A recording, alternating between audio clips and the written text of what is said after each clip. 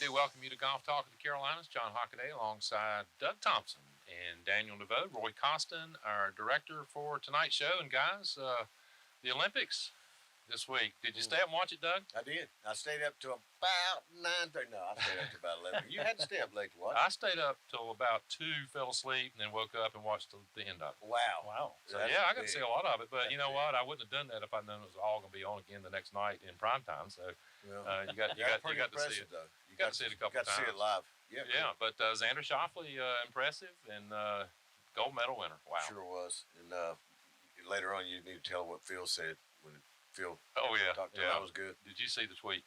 Yes. From Phil. Yeah, we'll talk about that some. But Pretty yeah, good. we've got a busy night tonight. We've got Madison Balfe with the Carolinas Golf Association that'll be joining us here in just a few minutes here in the booth.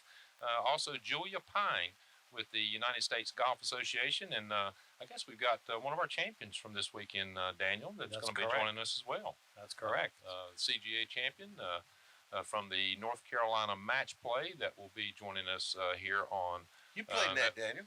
I did. He got to the quarterfinals. That's impressive. Yeah, we'll talk about that too. Yeah. But anyway, we've got a lot of golf to talk about tonight. Golf and nothing but golf. We're going to take a short break, and we'll be back right after these messages.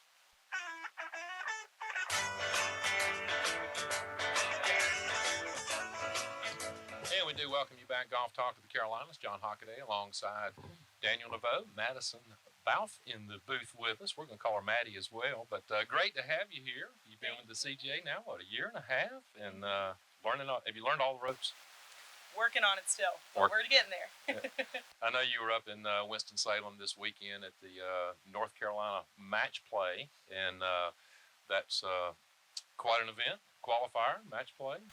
Absolutely. It's a long one. So we got 2 days of stroke play qualifying, and then we have 5 rounds of match play after that. It was an exciting week. Lots of great play. A barrage of birdies out there, but it was great. Talk to our listeners a little bit about what you do with the Carolinas Golf Association. You know, there's a lot of golfers that look at golf professionals and associations like this, and they know we run tournaments, but there's a lot more than that. So let's talk a little bit about what you do.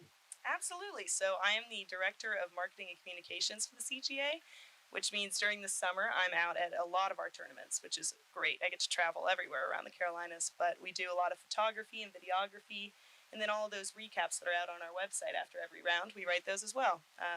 And then after season's over, we get to work on getting all of these social posts ready to keep you guys engaged through the winter, and also handle all of the marketing. So any emails that you get from the CGA, I'm the woman behind those. You work a lot. I am. I'm a busy lady. There's no doubt. And she does take wonderful pictures, too. If you go on the website, it's always sharp pictures. You see all kinds of, all the faults of all the players' swings. You see it. I mean, she's got an eye for capturing us at our worst. No, I'm just kidding. I'm just kidding. No, wonderful job.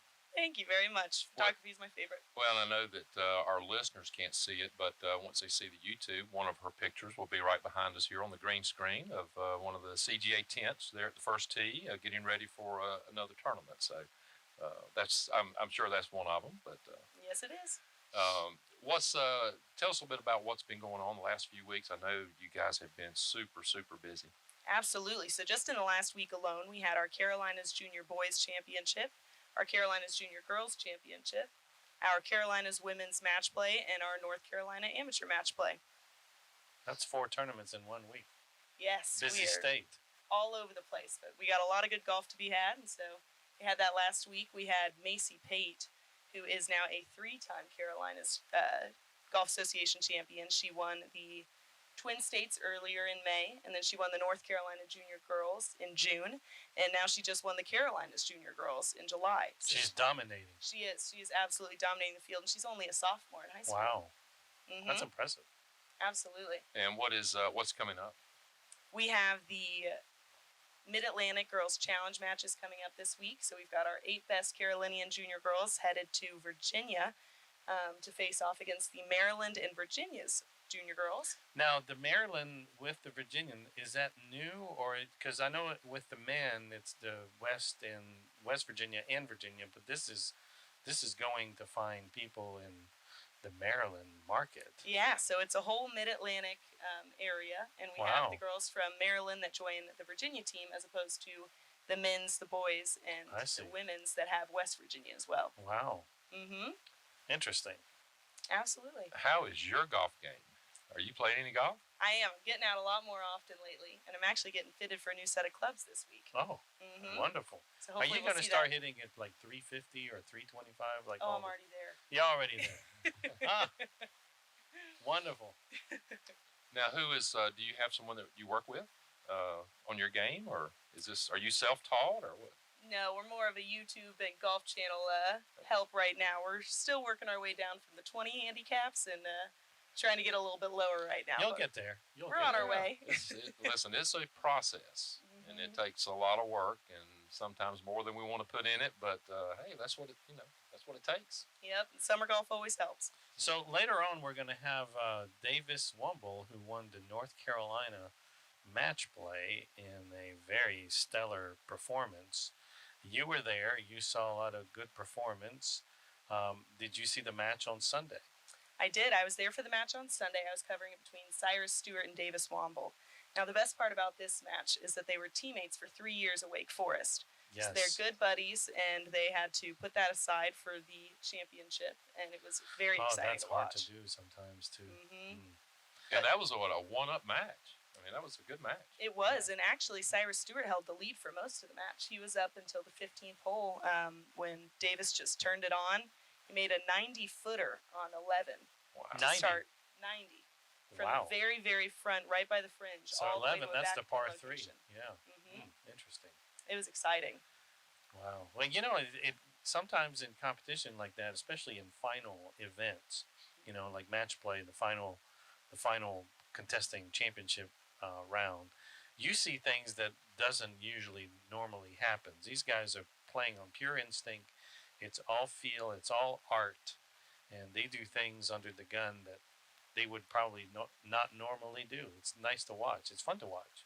Absolutely. I think match play definitely brings out that competitive edge, and these guys were making shots that I have never seen anybody make out at our events. Right. Well, and these two were in the finals for a reason. I mean, they're obviously very good players. Very good players. You should see some interesting highlights and things like that. We're going to take a very quick break, and I think when we get back, we'll have Julia Pine with the United States Golf Association to join us. So we're going to hear from a few of our sponsors, and we'll be back with more golf talk of the Carolinas right after this.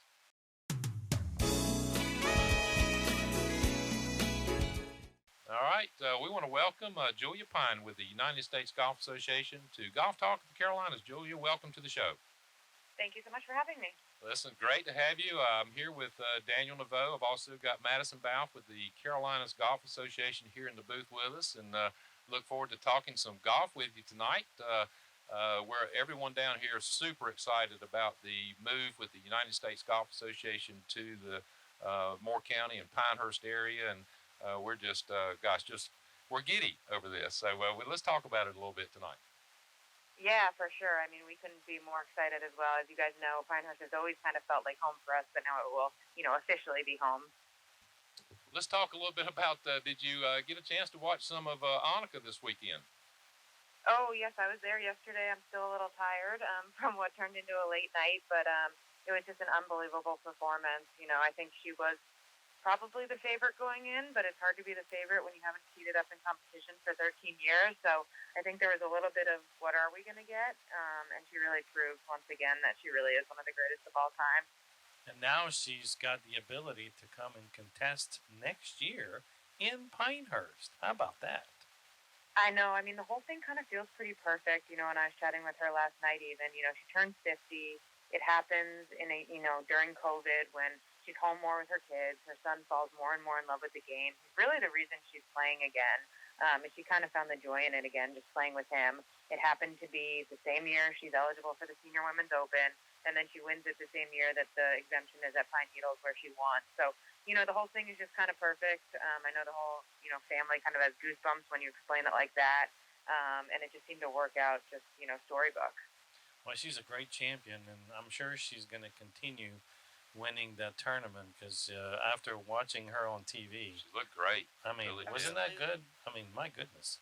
Wow. Did her Yeah. did her swing look as flawless in person as it did on TV? I saw so many swings from dead behind the line, Daniel, just watching, and it was so perfect plane wise. Yes. It looked to me as good, if not better, than it did before. Yeah, you're probably right on It that. did.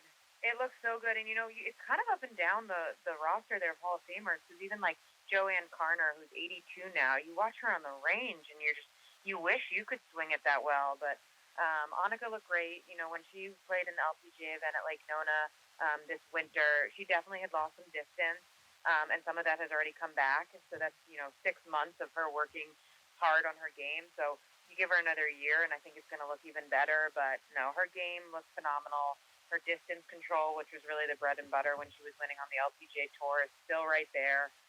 And what she really liked is she said that, when she's playing in these events right now, these celebrity events, these LPGA events, she's one of the shorter hitters in the field, when she's up against Alexi Thompson or whomever. And back this week, playing against her peers, she was once again one of the longer hitters in the field. She was able to hit the right clubs in. She said, it's been a long time since I could, drop a ball in the green and it spins back 20 feet exactly where I want it. So we got to see her play the kind of golf that we don't get to see her play when she's competing on, bigger stages that aren't for the senior game. Right. One question that I had, because you really couldn't tell from TV, and that was the distance question. I know that when she was a regular on the tour that she was one of the longer players out there, and yeah, she was longer than most of the players this week, but equating that to the players on the regular LPGA tour, how far behind is she with distance? That's a good question. Yeah, she definitely wouldn't be, amongst longer hitters. And even in this field, like Laura Davies can hit it by her. That's kind of her bread and butter. But I think the real thing that was impressive about Annika this week was her accuracy. To start the championship, she hit 25 of 27 greens in regulation. So when you're doing that, you don't necessarily need to be extra long. Right. If you can put it in play, that's a big weapon. Well, that was and it was that tournament was so much fun to watch, and I caught a little bit of it in the first round when she was leading, and I couldn't. I had to watch it every day. I watched a little bit of it each day, and watched most of it on Sunday. But wow, she really looked good. Yeah, it was a ton of fun for us too, and that's one of the things we hear about the Senior Women's Open that's just so unique is there's a sense of camaraderie and just joy that comes with these women competing at the highest level again, but at the same time they also really want to win. So you have this juxtaposition of camaraderie and competitive fire, and it's just like no other event we have. Well, the other thing too is I don't know if you guys are paying people to show up, but my goodness, there was a lot of people there. Yeah, no, it's a great event. We call it a boutique championship, so we're not looking for, U.S. Women's Open or U.S. Open crowds, but the crowds that we do have really start to center around certain groups. So, I mean, you probably saw it on TV. It looked absolutely incredible on 18 yesterday. We've tried to make it really affordable, really family-friendly. It's a $20 ticket. You can walk the fairways, as you saw, which is something we don't really see in the professional game anymore. So, we're super grateful for the community in Fairfield, Connecticut, because they truly showed up. I mean, all 4 days they really did. Wonderful. Well, I hope that they'll all show up at Pine Needles next summer as well. We're looking forward to that. I've already actually had a few calls here at the station wondering, hey, where can I get tickets for next summer? But let's talk a little bit about the Pine Needles tournament next year, the U.S. Women's Open, and I know you guys are already getting ready for that. Yeah, we're so excited. I mean, this will be the first site to host 4 Women's Open, so that shows how much that community, that golf course means to us. I mean, it goes all the way back to Peggy Kirkbell and the impact she had on the women's game. So for us to take a Women's Open anywhere for the 4th time, it had to be Pine Needles for us. And you just look at the list of champions that have won there. I mean, it's Annika, it's Christy Kerr, and it's Kari Webb. It's a bunch of Hall of Famers. So clearly that course identifies a great champion, and to get to do that again in a few months, I mean, we can't wait. Well, I know the event is next summer, but you guys already getting ready for it and working for it. Now, volunteers, when do you start lining those up for the Women's Open? We've had such a good reaction, whether it was our friends at the Carolina Golf Association, WFJA members in the area, and we're basically full on volunteers. So once again, it just shows how receptive that community is to USGA Championships. Right now, I believe we're waitlist only, but you can still find that at uswomensopen.com. But like you mentioned, tickets are on sale right now. It's week-long tickets. We really want to make sure that people who want to be there for the week have the opportunity to grab those now. And then later this fall, we'll open up daily tickets too. Well, it will get here before we know it. And of course, Pine Needles is always it's the shining star of this area, and I know that the players love that golf course and look forward to coming as well. Yeah, absolutely. It's a great mix of history of the women's game, history of the Women's Open specifically, but also there's been some changes. So we're going to see a little bit of a different Pine Needles. I know I was talking recently with Danielle King. She actually played her first Women's Open there as an amateur. So that's kind of a cool opportunity for some of these women who did play in our last Women's Open there to play it again as more advanced golfers. So I think everyone's looking forward to it. And as you all know, it's just this perfect community for this type of event. Yeah. I got a question for you and for Maddie at the same time.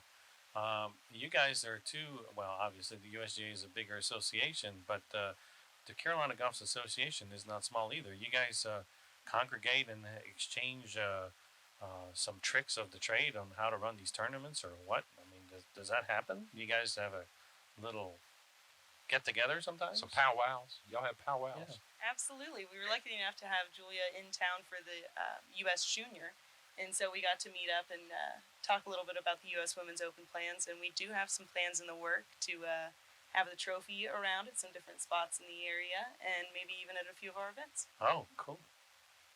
Yeah, I mean, we couldn't do what we do without our, Allied Golf Association support. I myself started at the Southern California Golf Association, so I know how much the local golf associations mean to us, whether it's help with volunteers, help with ticket sales, help with local community knowledge. We lean pretty heavily on them. And then, reverse too, it's the USGA platforms like Golf Genius or Tournament Management that help them run their events. So there's definitely a lot of give and take, and it's one of our best partnerships.